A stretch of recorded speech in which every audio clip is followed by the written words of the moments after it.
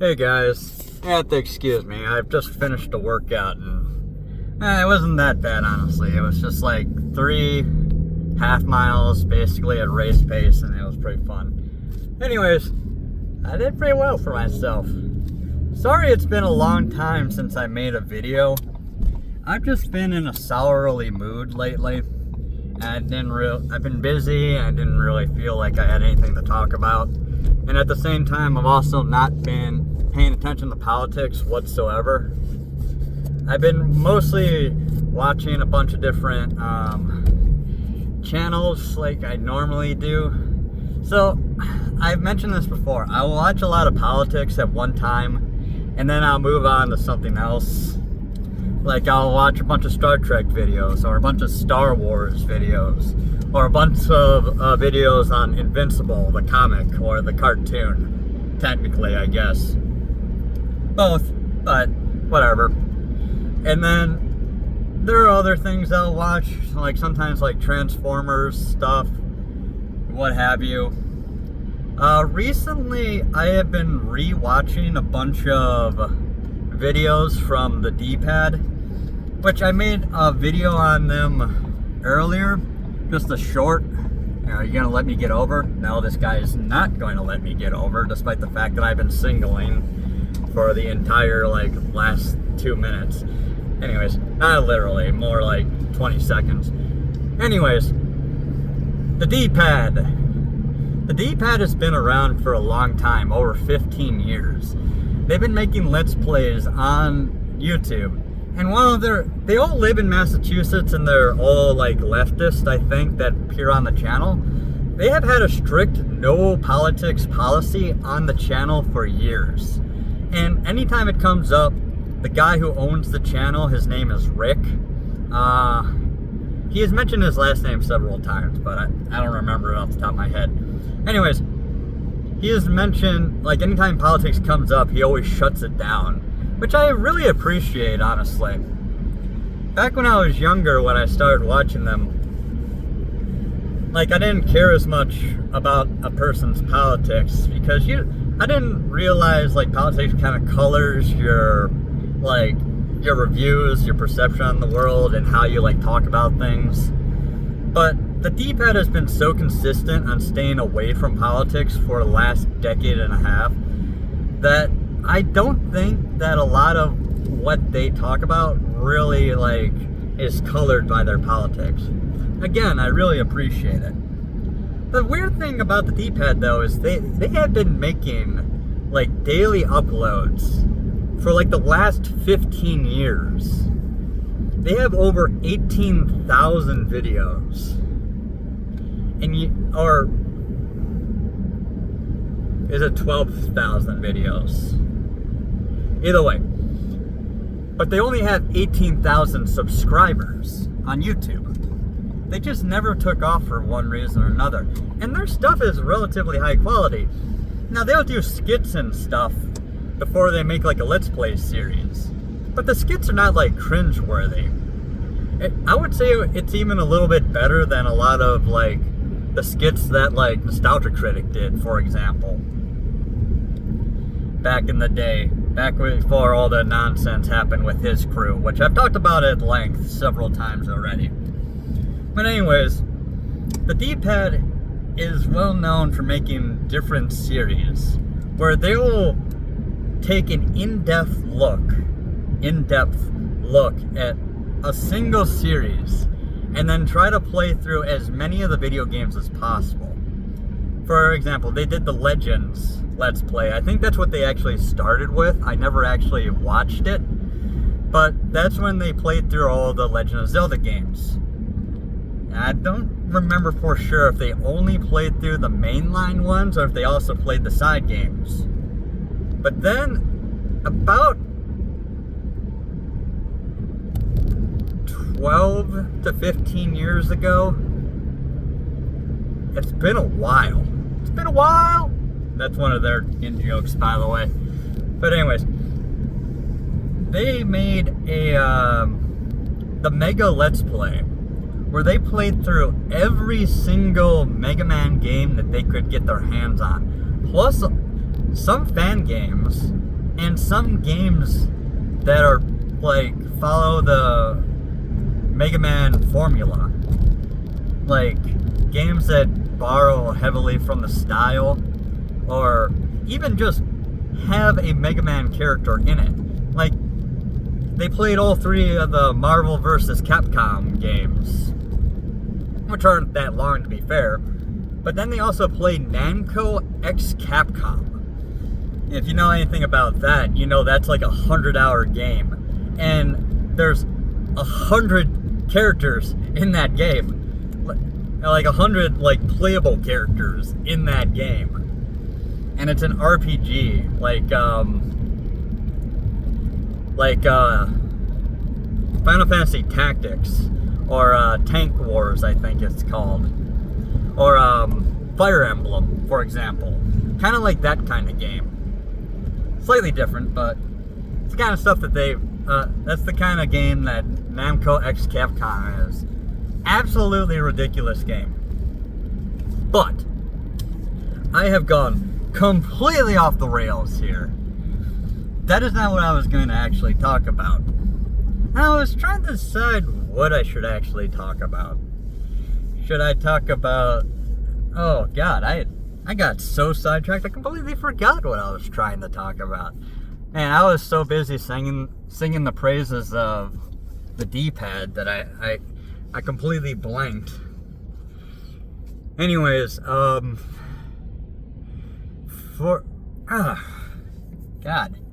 the Mega Man Let's Play, the Mega Let's Play they called it, they have over 2,000 videos, by the way, and I watched every single one of them, as far as I'm aware anyways.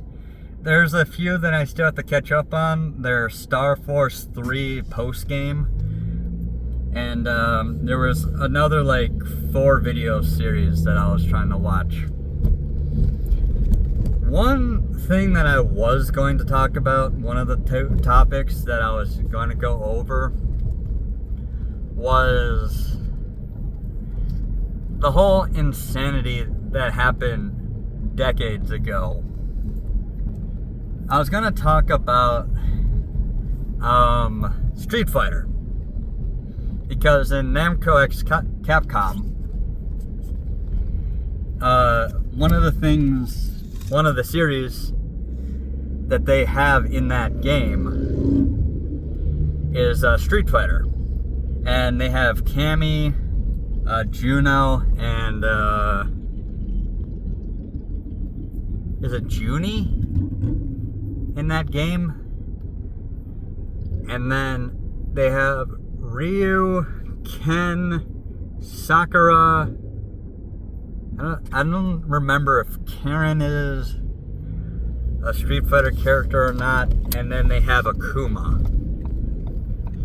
And they have Vega as well. And in this case, what they did is Namco x Capcom never came out in America. And a bunch of fans translated the game poorly, but they translated it enough that you can make sense of what's going on. Like, there's just like some grammar errors and some spelling errors. It's not that big a deal. You can tell what they're trying to say. And actually, they use a bunch of idioms and sayings that are common in English. So they do a halfway decent job. They just didn't do a lot of proofreading. And again, it's a 100-hour game, so it's not that unusual that they didn't get it perfect. But in the game, like, they like have a whole bunch of different series that come together. Like, they have if I was to name them all, it would be a long list. They have Mega Man, Walnut, and Tronbon, and the Servbots from Mega Man Legends. They have the Tekken crew. They have is it Tekken? They have Streets of Rage, I think. And then they have Dig Dug and a whole bunch of other like completely random characters. Some really old games too, like the entire Namco like lineup is there. and a whole bunch of Capcom characters as well, hence the name. But in the translation, they have M. Bison named Vega. And I was going to get in the history behind that. And I finally came to the point I was going to try to make in this video. Now, I'm not going to go in depth in it. But the rumor was that a bunch of the characters in the Japanese version were renamed to in the English version, and the reason was having to do with Mike Tyson. And I forget who made the joke. It was a really popular video, like millions of views on YouTube. And they were like, oh, why did they change Vega's name to M. Bison in the American version? So yeah, the guy with the commissar cap, or I guess you can call it the Soviet cap, is M. Bison in America, in the West, but he was named Vega in the East. Then the character named Vega in the American version was actually named Balrog in the Japanese version. And the character named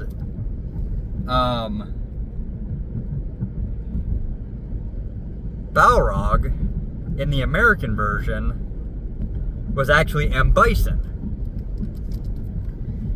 Now, if you don't know the characters, again, M. Bison in the American version is the guy with the commissar cap. He's got like a big grin on his face. His grin's way too wide. His eyes are usually depicted as completely white. And he's the head of Shadowloo. Vega in the American version is the guy with the face mask. He wears like a ceramic mask that protects his face in combat because he doesn't want his face to get hurt, scarred, because he's like super into himself. He's like super vain and he never wants his face to receive a scar, so he wears the mask. And he has one long, like 3 foot long, like triple claws, like strapped to his wrist. It's like kind of like Wolverine, but he's only got the one claw. He's not like Voldo from Soul Calibur. By the way, Soul Calibur is also in Namco Cross Capcom. And then Balrog in the American version is the big black dude who's a boxer. Now, in the Japanese version, the big black dude was named M. Bison, and he was named that way after Mike Tyson. Now, the rumor was that the reason why they changed the names around, did a round robin with the names, is because Mike Tyson had been accused of doing terrible things to an 18-year-old girl at like a hotel or something like that. Now, that was partially what I was going to talk about, but I don't want to get too in-depth into it right now. But if that was the case, if they were going to change the dude's name, it would make more sense for them to only change M. Bison's name to Balrog for the American version, or change M. Bison's name to something else and just not use the name M. Bison whatsoever. Because M. Bison clearly is a play on Mike Tyson. Therefore, if they were so worried about that controversy, they would completely change the name, or just get rid of the character altogether from the Western release. Instead, they kept the name, but they gave the name to Vega instead. And then they changed M. Bison's name to Balrog, and then they changed Balrog's name to Vega. Again, I wish I had a chart here. It would make way more sense if I had like an editor to show like a little caption of like the different characters, what their names were in the Japanese version, and then what they are in the American version. But no, that was just a rumor. The actual reason they changed the name is because the black guy was so like similar looking to Mike Tyson that they were afraid that it was too on the nose for the Western version, and that Mike Tyson would sue because his image or something close to his image was being used and something close to his name was being used. Which is why they made the main villain into M. Bison instead. And forever confused Street Fighter fans in the East forever. And anybody who talks about the Eastern version that are living in the West. I was specifically going to talk about the actual case against Mike Tyson now. Again, don't want to get too much into it because I was going to relate it to the Michael Jackson allegations as well, and the so-called Neverland Ranch, where he supposedly abused children. And I have watched a few videos on it. The main one I put a lot of stock in is Razor Fist. Now, I don't always agree with Razor Fist on everything. For example, I don't completely agree with his stance on Abraham Lincoln and Sherman, and General Sherman. So, I think he's at least a little bit biased, or he's looking at things too much in a modern lens. But for the case against Michael Jackson, or the cases against Michael Jackson, that is a modern case, and looking at that from a modern perspective wouldn't actually be incorrect. In fact, it would actually be beneficial in that case. He's not judging somebody from 150 years ago, or 100 and... God, it's almost... No, it's like over 150 years now. By modern standards. So I think that he's a little bit more fair with the Michael Jackson case. Again, I'm going to have to look into it a little bit more. I kind of buy what he was putting down. And also, the case against Michael Jackson never really made too much sense to me. I guess I really should explain that specifically. And it's because the parents settled. And that is the thing that really bothers me. To go back a little bit, the huge controversy against Mike Tyson was that he was accused of taking advantage of an 18-year-old girl, right? An 18-year-old woman, an adult woman. But he was only sentenced to 6 years, and he only served 3 years. Now, you could say it's because he's rich, because he was famous, because he was black or something. Honestly, in the 90s, the black card wouldn't get you as far as it would nowadays. Completely different time back then. But on the other hand, O.J. Simpson got off scot-free in his case. And it really didn't make sense. Oh God, I can't actually turn here, can I? Oh boy. Man, dang it all. Dang it all. Anyways, For the Mike Tyson case, why it really didn't make sense to me from a perspective of it is they brought in a character witness for the victim. Now, if you don't know anything about trials, this is not anything that would have a case normally thrown out, but it's very strange to have a character witness for the victim.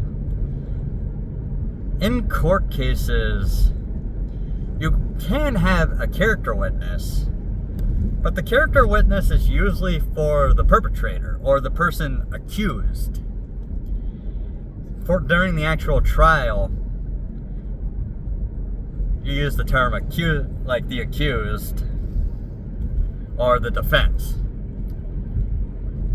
Whereas for like the sentencing, you call them like the perpetrator or the guilty party.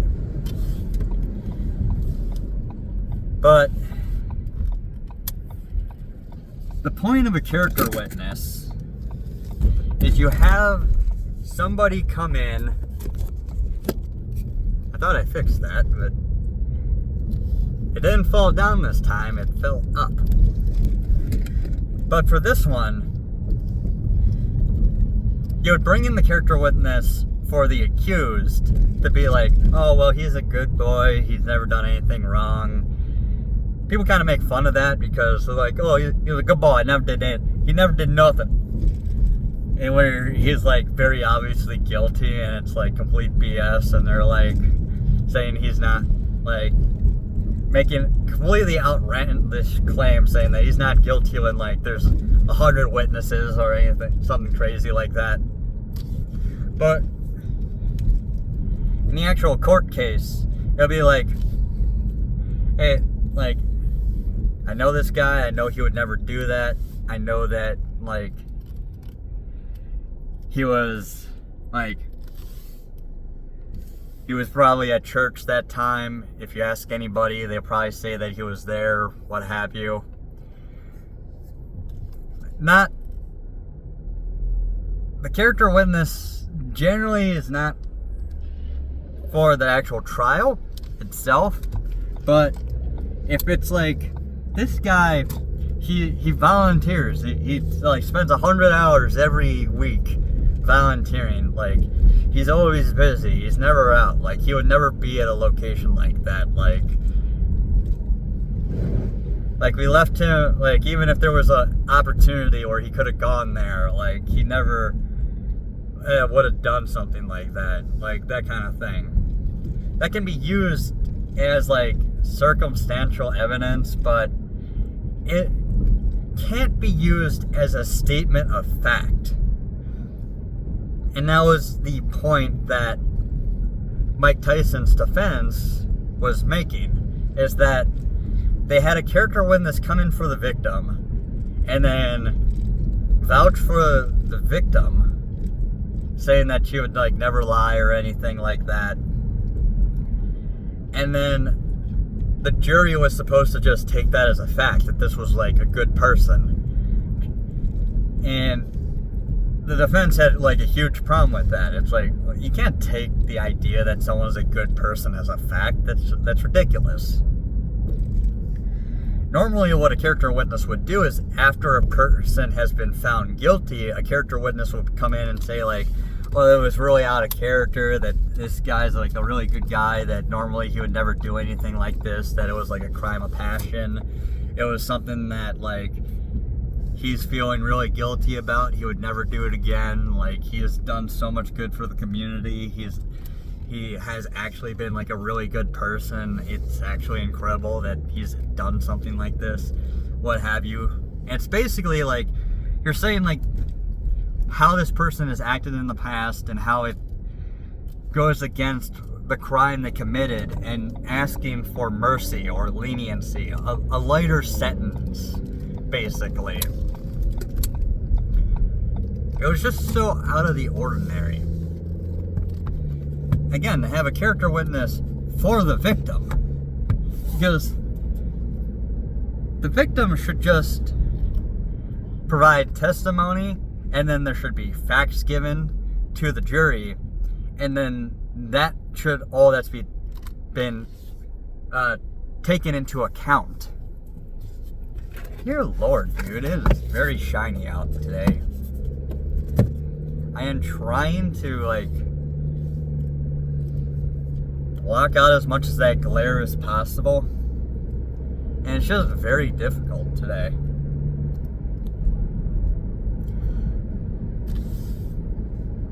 I was going to relate that, again, this is not something I've done a lot of research in, so I can't tell you the veracity of the claims that the case against Mike Tyson were weak. Maybe they were way stronger than I thought. Maybe he actually did do it, but he was found guilty and he served 3 years. But it's still a huge controversy.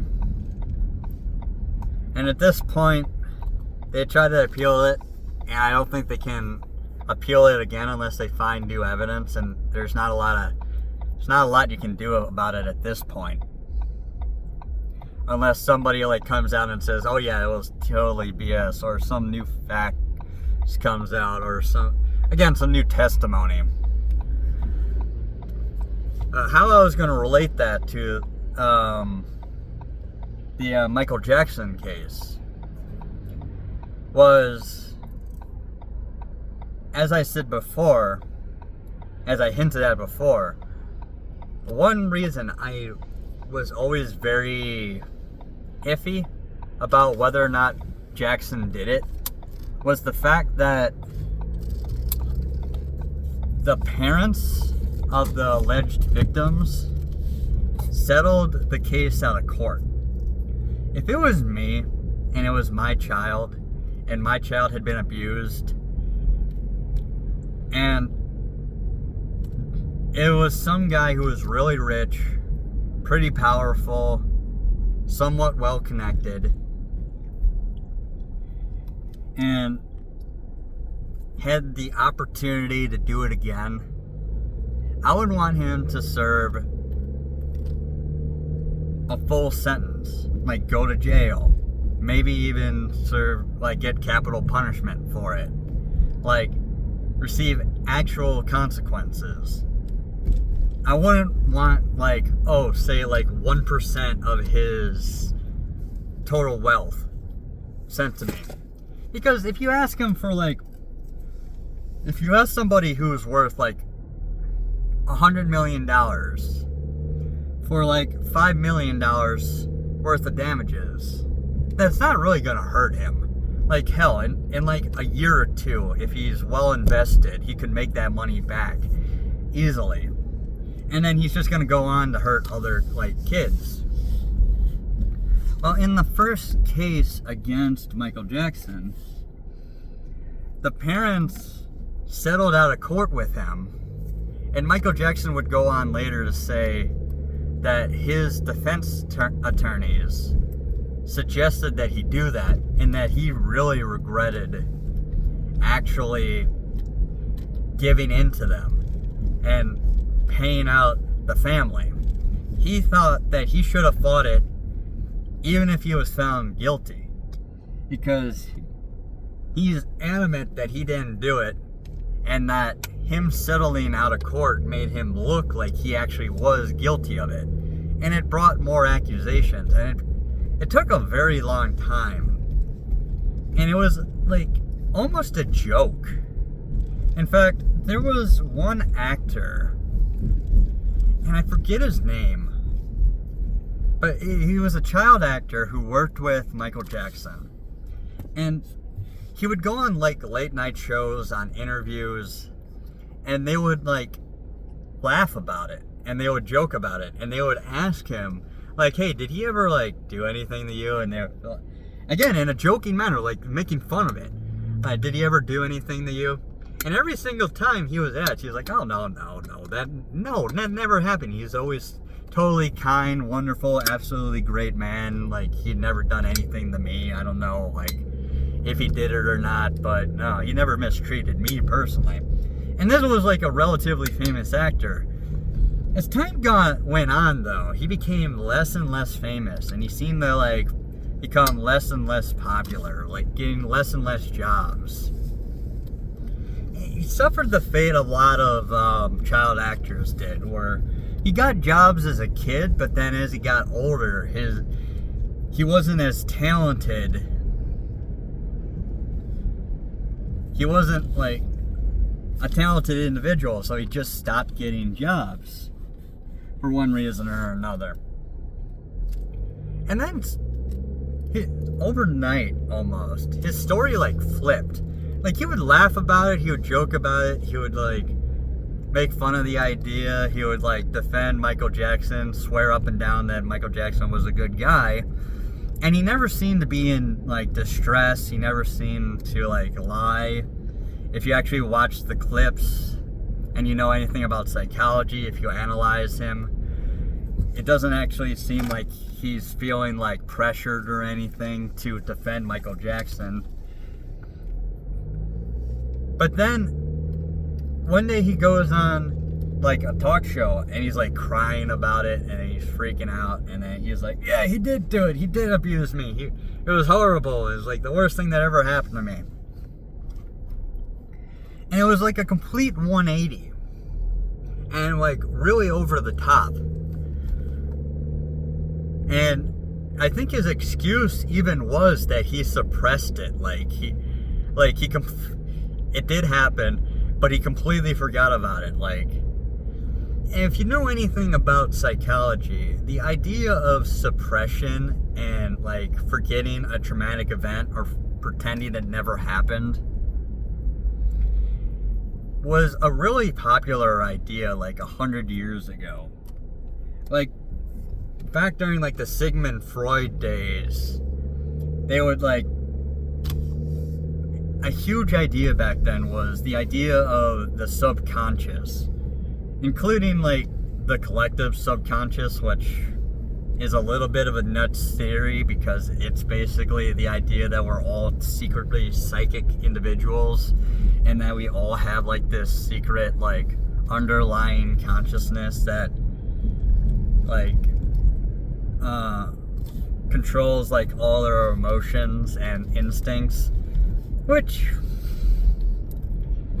is not 100% pseudoscience, but it is a very strange idea that's probably a little bit overplayed. And it's hard to get into, like, all this, like, theory crafting and anything. But the idea that you suppress memories and that you completely forget, and that you can swear up and down with a straight face, without a hint, without, like, any emotion or any tells. Like,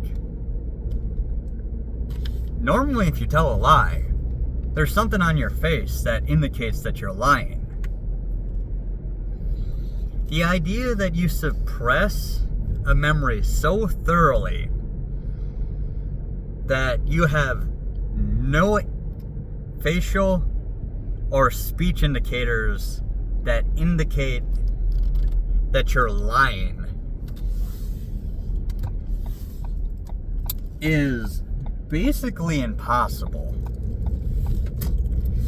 Again, if you analyze the videos of this actor, and again, I really wish I could remember his name, there seems to be no indicators that he is lying when he defends Michael Jackson. And he seemed to only turn against Michael Jackson when he was, and I hate to be like this,